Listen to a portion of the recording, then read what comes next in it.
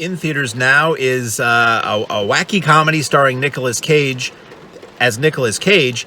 It is The Unbearable Weight of Massive Talent. Now, I'm not a guy who subscribes to the cult of Cage. I've really liked some movies he's done over the years. I find he's being celebrated for like his worst traits as an actor for the most part, and I really don't dig the over-the-top, grotesque, screaming, bug-eyed ridiculousness that a lot of people like for Nicolas Cage. So when I saw the original trailer for this, I thought, oh god, it's just a movie that's going to play to that, and it's going to be unbearable. But I went anyway, because as I often say, I subscribe to these movie-going subscription deals where it doesn't really cost me out of pocket, or the more I go, the less it works out to costing me per film. So I was like, hey, what the heck, I'll go see this at my local Alamo Drafthouse. And I actually quite liked it. I was very surprised. I really kind of dreaded going to see this. I expected this might be one of those movies where, partway through, I just kind of get comfortable in my seat, close my eyes, and see what happens. But this was really well made. So, as I said, it's Nicolas Cage playing a version of himself, trying to get a good role again, having done so many years of straight-to-video kind of junk, honestly, and his prime being behind him. And he keeps missing out on roles. He keeps overdoing it. And he is offered a very large sum of money to basically go to some rich guy's birthday party on an island somewhere. And despite fighting the idea, when he sees how much debt he's in and how much he needs to make some money, he's like, okay, fine, I just have to go there and show up.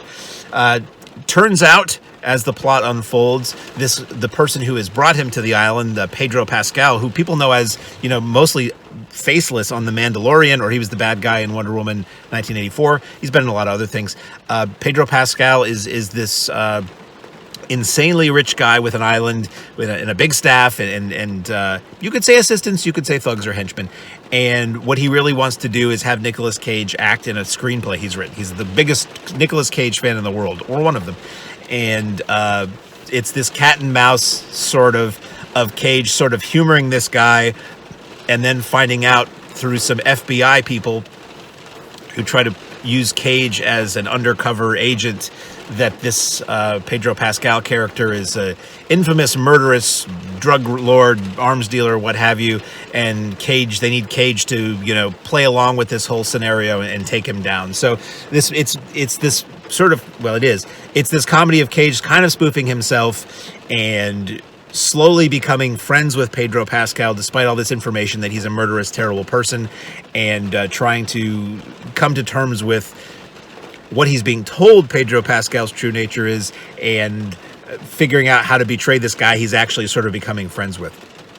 So to me, this is a film where the trailer played up all the aspects of the film that I wouldn't like, but in reality, the movie's a lot more than that. This, in a way, reminds me of a movie called JCVD, which in a way was a comeback film or a breakthrough film for Jean-Claude Van Damme back, I want to say, the late 90s, early 2000s, where Van Damme, it's a drama, where he plays himself, who happens to be in a bank somewhere in Belgium that gets robbed by some bad guys or terrorists, and everybody looks at him like, you're Van Damme, why don't you take these guys out? And he's like, I'm an actor, stuntman, we don't really do that.